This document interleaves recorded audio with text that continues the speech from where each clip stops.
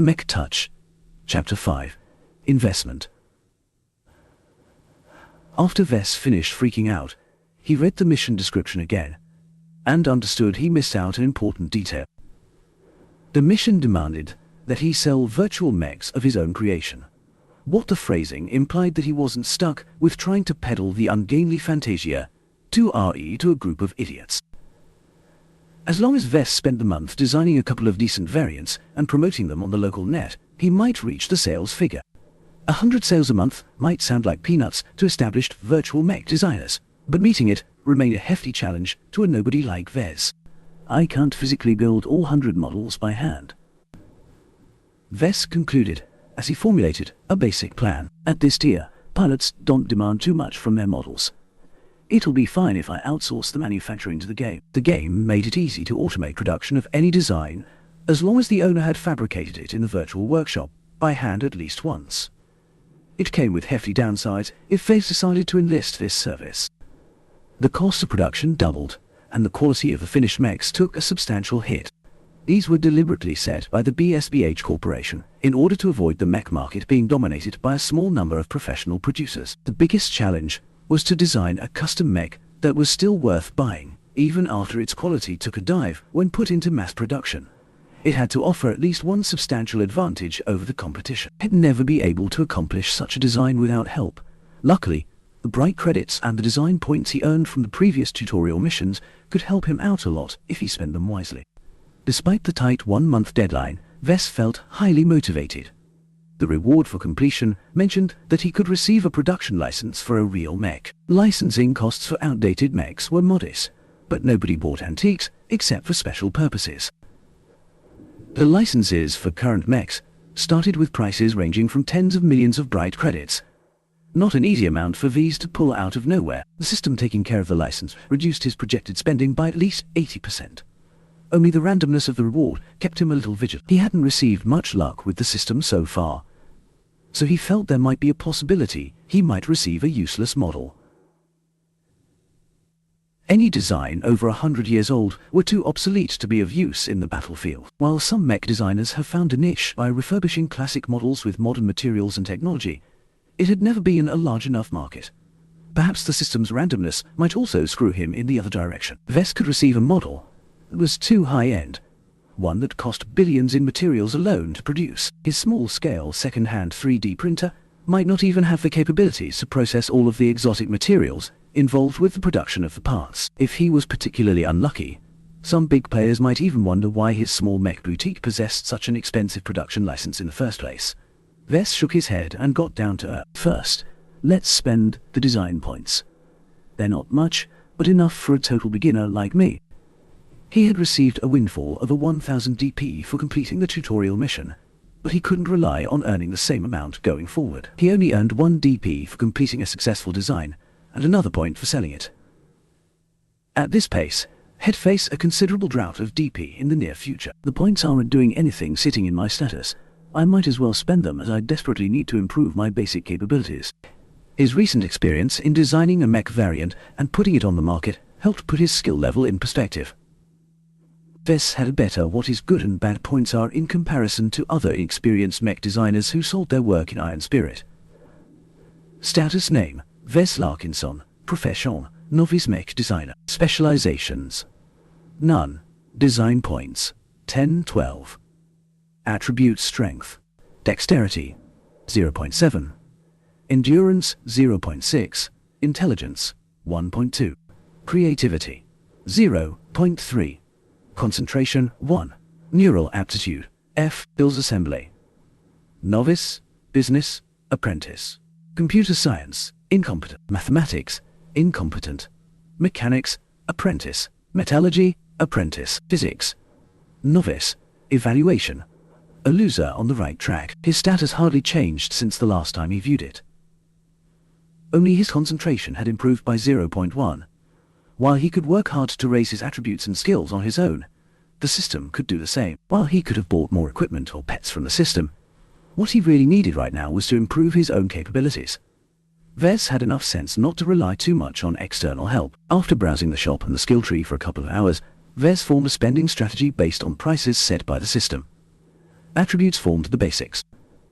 Not all of them were useful, but intelligence, concentration, and creativity had a pretty big influence in V's future limits. His creativity especially appeared deficient, something he could confirm firsthand, as any casual drawing he sketched would draw looks of disgust. Vess wanted to raise his 3 core attributes substantially, but if he did that, he might not get an immediate benefit for the amount he spent. They were just too big and vague. Developing his skill tree provided immediate results. He could improve practical sub-skills like increasing his proficiency when working with the 3D printer or become more proficient in balancing a mech's weight distribution. A lot of the fancier and impressive skills cost millions of DP to unlock and required the acquisition of other skills first. Those goodies were still too far away for the moment. Vess spotted plenty of low-hanging fruit that could improve the value of his designs for a modest amount of DP. Frankly, Vess was spoiled for choice. But if he wanted to accomplish 100 sales within a month and earn enough credits to meet his interest payment, he needed to ignore the extras and focus on the moneymakers. Spreading himself out in too many areas of interest would dilute his gains, resulting in a marginal increase in the value of his designs. An improvement of 1% in every category was not as eye-catching as a jump in 10% in a single criteria. I need to think deep about this. My choices here will affect the rest of my career. Many star designers gained their fame from standing out in a particular aspect. Raul the Armorer Mendoza was a genius in the area of developing new armor alloys and employing them in ingenious ways in his mech design. The mechs his company manufactured supposedly boasted the highest survival rate. Another star that Vez admired was Jonathan Rasmussen, known as Apollo. He only developed one line of mechs in his entire life, Sunburst series. Each of the Sunbursts incorporated fire attacks in its arsenal, and they grew increasingly refined with the development of every new generation. In 50 years, Apollo had introduced the Sunburst as a quirky but niche mech into the pinnacle of heat-based mechs. Naturally, there were also stars who went in the opposite direction. The polymath Claire Gramser possessed one of the most formidable intellects in human space. Any field she put her mind into, from physics to computer science, she reached the top. She was also notoriously prolific in pushing out designs, many of them incorporating the latest advances in whatever field of science she was studying at the moment. Vess knew he wasn't a genius who could spread his attention everywhere, so he had no intentions of imitating the polymath. He'd be better off imitating the previous 2 examples, and pick 1 or 2 things he could do better. He always did better in the mechanical side of things. His skill proficiency in his status screen reflected this. Vez browsed the skill tree and picked a couple of interesting choices. 3D printer proficiency. 1. 200 DP jury. Rigging 1. 150 DP lightweight armor optimization, 200 DP. Speed tuning 1. 200 DP. His choices reflected a bias on light mechs. This was a practical decision reflecting his economic circumstances. Outside of games, heavier mechs were mainly employed in professional and military outfits, groups who generally did business with the major arms manufacturers and disdained taking orders from small, one-man mech boutiques. Lighter mechs required less raw materials to build up, and the low-end production licenses were dirt cheap. The public market consisted mostly of less formal outfits who try to save costs everywhere, so they widely use light and medium weighing mechs whenever they could get away with it. Vess had little to worry about running out of bias if he went with this route. He spent much of his remaining points on boosting his creativity attribute. It was a deliberate choice on his part. Though increasing intelligence might provide him with a better mind, it cost a lot more points to improve since it was already relatively high. His creativity, on the other hand, was severely dysfunctional. Designing mechs was not just a science, but also an art.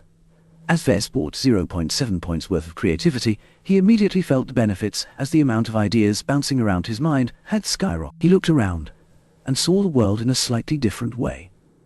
Everything looked beautiful, and each object had its charm. Lucky looked especially appealing, having been modelled after a cat, but retaining its mechanical origins quite clearly. Vess felt as if he had been seeing the world in black and white for so long, and only now did he start to see colour. This major boost of creativity is really making a difference. I haven't realised that it has always held back my ambition. Status name, Vess Larkinson. Profession, Novice Mech Designer. Specializations, none. Design points, 12. Attribute strength, 0.6.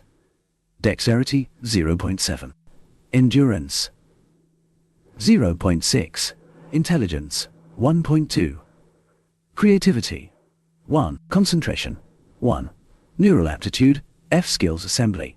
Novice 3D printer proficiency 1. Business. Apprentice, computer science, incompetent. Mathematics, incompetent. Mechanics, apprentice. Jury rigging 1. Speed tuning 1.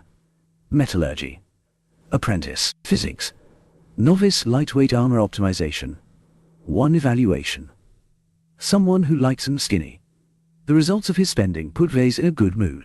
He was itching to engage the designer and let his creativity loose once he finished selecting a couple of virtual licenses in the game.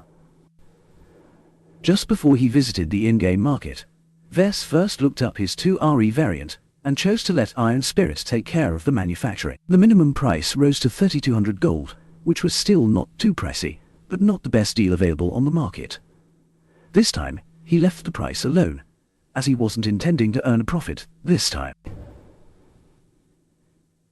He just wanted to reach 100 sales as soon as possible. Not that anyone is stupid enough to throw 3,200 gold on an ugly mech like the 2RE. Now that I've raised several of my skills, I can see the flaws from its crude design. I'm really embarrassed I actually built such an abomination. Still, a sale was a sale, so Vez hadn't deleted the design from his account. Vez spent the next few hours scouring the components section of the market. His new sub-skills helped weed out the awful parts from his selection. His improved creativity allowed him to consider unconventional combinations. Though difficult to implement, he might be able to forcibly cobble them together with his jury rigging skill. He eventually settled for purchasing the virtual licenses of a couple of good quality 1-star components.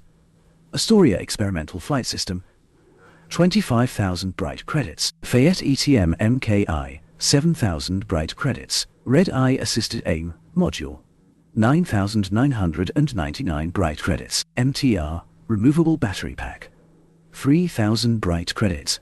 Harkonix Light Demister version, 19,999 bright credits. Festive Cloud Generator, 5,000 bright credits. Myrin 21.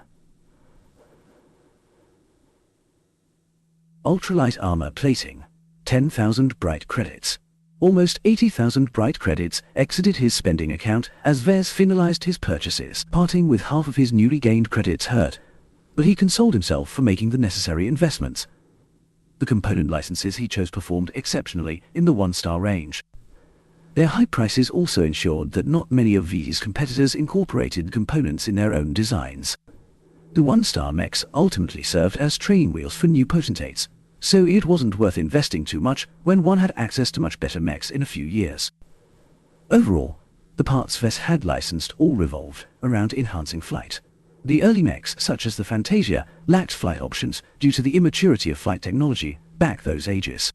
The Astoria flight system had been invented 100 years after the introduction of the Fantasia, and featured lackluster power, short flight capacity, and an oversized wing profile that was easy to damage. But it did the job.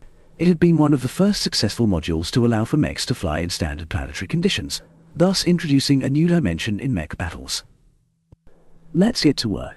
I have to integrate them into a single coordinated platform. Vez opened the systems designer and loaded the stock Fantasia 2R model in his virtual workspace.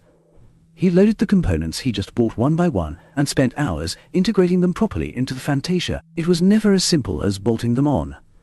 Each placement needed careful judgment and tedious work.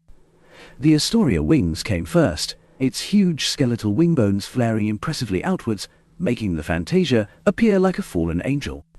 Its combination of thrusters and anti-gravity systems meant the wings had been designed to maximize its surface area. This also made it easy to damage, as any casual hit could reduce the component's performance and ground the mech. To combat this vulnerability, Vez chose to carefully bulk the Astoria's limbs with the Myrin 21 ultralight armor plating. This was a delicate and error-prone job, one that could easily reduce the flight system's efficiency by a drastic amount. He ultimately had to spend an entire day trying to get it right. He placed the Fayette Electronic Countermeasure, or ECM, over the left eye, making sure to align it, so the short antenna extended from the Fantasia's ear. The ECM ensured that automated and aim-assisted systems had a harder time tracking the mech. It worked particularly well against guided missiles, as long as they were from the same tier. The red eye-assisted aim module had been placed over the other eye, its red gleaming lens giving the Fantasia a menacing look. The red eye performed well against mechs without ECM, helping pilots keep their aim onto enemy mechs once they acquired their targets. Aim assistance was practically essential in all low-tier flying mechs. Pilots simply couldn't aim steadily enough if they jerked around in the air. All of these systems drained energy, especially the flight system. The modules came with their own energy storage, but, as one-star parts, they lacked endurance compared to modern alternatives. This required V's to place rectangular MTTR battery packs anywhere he could fit on the Fantasia without overburdening the frame.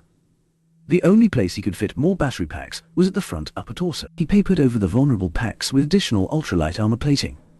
He placed most of them around the waist, making the chassis look like it wore an overfilled tool belt. The great thing about the MTTR was that the packs were disposable, allowing pilots to eject them once they were drained of energy. He covered them up with Myrin 21 armor plates to make them less prone to damage. Finally, he added in an unconventional but potentially effective system, the Festive Cloud Generator. A specialty of Cloudy Curtain, Vess had visited many mech shows on his home planet that used the colorful cloud generator to create patterns in the sky. Though its bright colors hardly helped with stealth, Vess thought that it might help obscure the Fantasia and its vulnerable wings if placed on the rear, just underneath the Astoria. Once he had integrated all of these components, he set the Fantasia's default weaponry to be a bog-standard combat knife, and the new Harkenix Light DML not quite a sniper rifle nor a standard assault rifle. The Harkenix nevertheless offered precision at a generous firing rate. The rifle's hefty power requirements necessitated a power coupling with the mech, meaning that if the Fantasia dropped the DMR, it couldn't be fired anymore. Once Vess brought all of the newly bought parts together, the new variant looked nothing like its stock model. Though it gained a generous amount of mass, the new Fantasia also appeared like a predator, capable of striking down any interlopers from afar. He enjoyed putting this variant together. He'd been able to flex his improved creativity and newly acquired sub-skills to do a much better job of integrating the parts than if he was still a fresh graduate. This is hardly a Fantasia anymore, so let's call you a Fantasia 2R Seraphim. Before Vess submitted the design for approval, he painted over the entire frame in Cloudy Curtain's national colors. It made the Fantasia appear as if it was born in the skies. Design Evaluation. Fantasia 2R Seraphim. Variant name: Fantasia 2R Seraphim. Base model: Fantasia 2R. Original manufacturer: Kasia Armaments. Weight classification: Light. Recommended role: Aerial Marksman. Armor: D. Carrying capacity: F. Aesthetics: A. Endurance: D-. Energy efficiency: D-. Flexibility: C+. Firepower: C. Integrity: F+. Mobility: A-. Spotting: B. X factor: F. Deviance: 44%. Performance improvement: 17%. Overall evaluation: the Fantasia 2R Seraphim features a superior aerial performance at a horrible cost. Its performance in close-ranged combat has been sacrificed for powerful, long-ranged firepower. The mech is able to outperform its opponents as long as it has energy to spare, which isn't much. The Seraphim further shines out due to its attractive appeal. You have received 50 design points for completing an original design with performance improvement of over 10%. Vess whooped into the air with a cheer. He actually did it. He completed a custom design that outperformed the base model significantly. Sure, he overspent way too much to achieve such a boost, but it nonetheless propelled his Seraphim in the top tier of custom Fantasias.